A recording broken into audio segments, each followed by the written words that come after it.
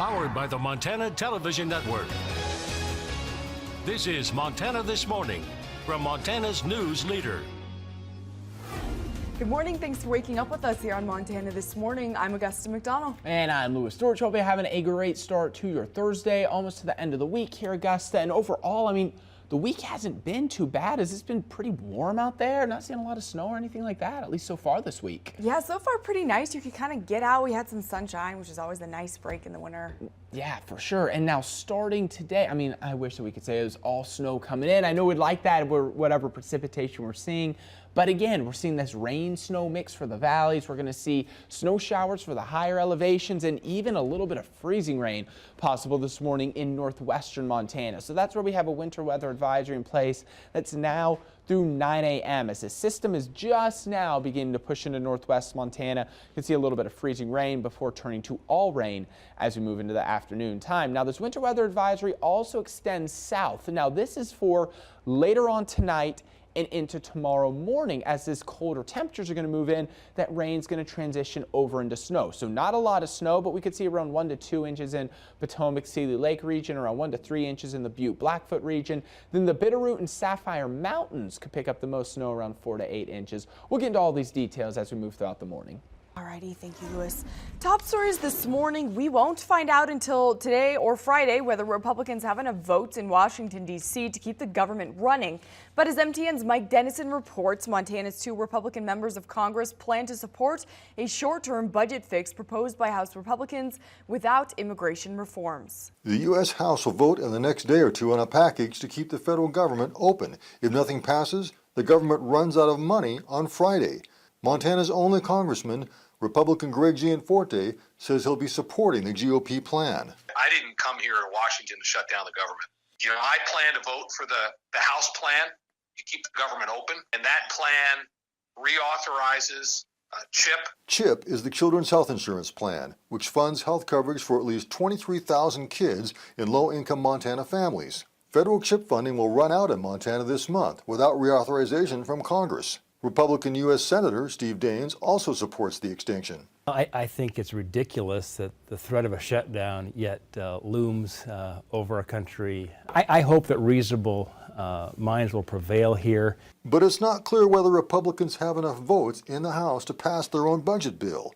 And when it gets to the Senate, it may take some Democratic votes to get it through. The debate over funding also could get tangled up with immigration reforms. Some Democrats say they won't vote for the package unless it prevents some immigrants' children, known as Dreamers, from being deported. Both Gianforte and Daines say the budget extension shouldn't be tied to immigration. We have a deadline this Friday where we have to pass legislation to continue to fund the government.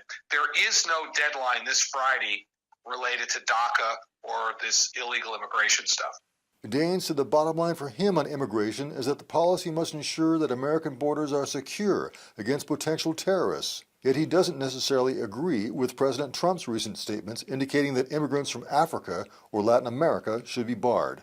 I think it's not necessarily a geography issue. It's just looking at, number one, do we have processes that ensure that the people coming into this country have been thoroughly vetted and do not pose a threat to our national security. Mike Dennison, MTN News, Helena. In a statement released yesterday, Montana Democratic Senator Jon Tester said, "This is insane. Under this proposal, we will be right back here with another funding crisis in a few weeks. Congress must stop governing from crisis to crisis and deadline to deadline. Washington politicians have irresponsibly let kids' health insurance, funding for community health centers, and support for Montana's rural hospitals expire." The House is expected to vote on the GOP proposal today or tomorrow. Montana news this morning. The Montana Department of Justice released its 2017 Child Fatality Review Report on Wednesday, outlining findings from investigations of 14 previously reported child deaths to the state. The report looked at deaths from December 16th of 2016 to December 15th of 2017. The Child Fatality Review Board found 10 of the 14 deaths involved children 1 year old or younger. 4 of those deaths were ruled accidental, with 3 involving co-sleeping and drug use by the mother. 5 were homicides, 2 were medical complications for the child, but both included drug use by that mother. 1 fatality was confirmed as a suicide and 2 were unknown at the time.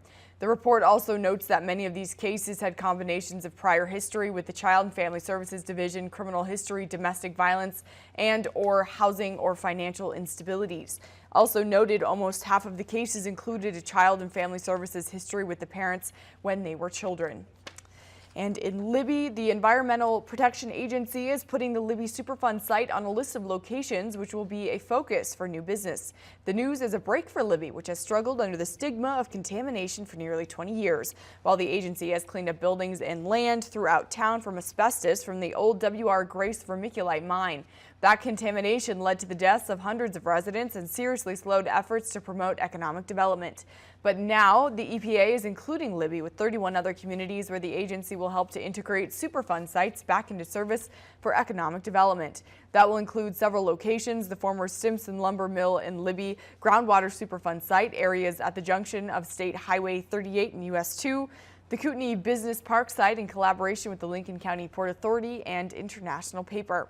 That Kootenai Business Park site is already zoned for commercial and industrial redevelopment. EPA Administrator Scott Pruitt says the agency is promising to work proactively to support reuse and redevelopment opportunities in Libby, noting there's already been investment in the business park to get it ready for new tenants. And a family is safe after their home caught fire in Evergreen Tuesday night. But the fight has prompted fire officials to issue an important reminder to residents to aid in future house fires. MTN's Nicole Miller has more. The call came in around 6:30 p.m. Tuesday. A report of smoke by the owner of this home on Dover Drive in Evergreen. They discovered the fire upon returning to the residence. Craig Williams, Evergreen Fire Chief, says about 25 firefighters from multiple agencies responded. We did arrive very quickly in under 5 minutes, and we were able to contain it to the kitchen area. Unfortunately, it did get up into the attic space where there was a lot of damage in the attic. Williams says while the fire originated in the kitchen, the cause is under investigation, but no foul play is suspected. But Williams says it was difficult to find a fire hydrant because none were cleared of snow. It did take us some time to try and locate a hydrant due to the snow. Williams says when seconds and minutes count, it's important to make sure that neighborhoods' fire hydrants are clear of snow. We are asking the community to please, if they do have a hydrant within close proximity to their home, to give us a little help right now and help clear 3 feet diameter around those hydrants. He also says it's a reminder to check your smoke detectors. It's always important to make sure that your smoke detectors are in good operating condition. Nicole Miller, MTN News, Evergreen. Williams says the home is not a total loss, and working smoke detectors in the house helped quicken their response time. There were no injuries as a result of this fire. And well, you don't see this every day. A mini tornado known as a gustnado was caught on camera on Tuesday as it traveled through the snow-covered Austrian village of Stahl.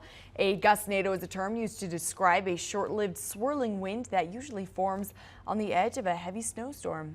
Joining us now in the Storm Tracker Weather Center, meteorologist Lewis Storch has more. Lewis. All right, thank you, Augusta. Good morning, everyone. Really cool video right there. We'll see a little bit of snow today here, most of that falling in the mountains, especially on the Montana-Idaho border, but everywhere else, like we've been talking about, as this warmer weather system moves in, it's going to pretty much see rain showers, and I'm going to time that out for you here in just a minute. First, though, I have a couple pictures I want to show you. This one sent in to us yesterday morning by Shiloh over there in East Missoula. Beautiful photo right here, beautiful sunrise.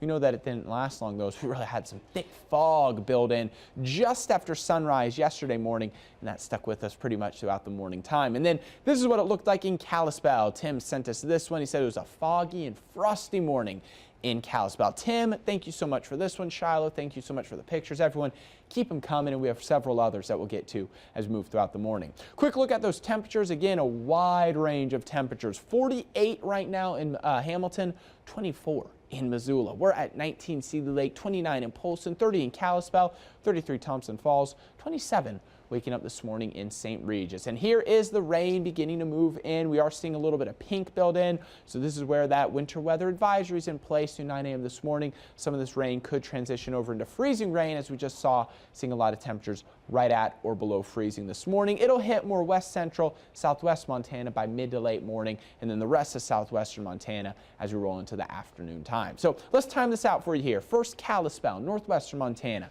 Rain and snow showers this morning with a little bit of freezing rain. Notice as we roll into the afternoon time, a good chance of rain, and then it slowly begins to diminish as we get into the evening time, transitioning to all snow, but just a light scattered snow after midnight. Now, Missoula, we're seeing about a 40% chance of freezing rain this morning. Then it bumps up to a lot of rain this afternoon, then snow rain mix by around 8 p.m. and then we'll see some light scattered snow showers by around midnight. Now, southwest Montana, they're going to have the best chance of seeing snow, as the system's not going to hit them until later on this morning and afternoon. And then as those temperatures start to cool this evening and the system clears north to south, we'll give about a 90% chance of a rain-snow mix by around 8 p.m., then a 90% chance of some light snow around midnight. Here's your 7-day forecast for Missoula. 39 today, 33 tomorrow, 32 with some scattered snow on Saturday. Kalispell, 39 with rain showers today. We keep those light scattered snow showers all the way into next week. Hamilton, 44 today, 37 tomorrow, then lower 30s with some scattered snow moves in Saturday and Sunday. Alrighty, thank you, Lewis. Well, it's good to be with you this morning. It's time now for your birthday shout outs, and we'll be right back.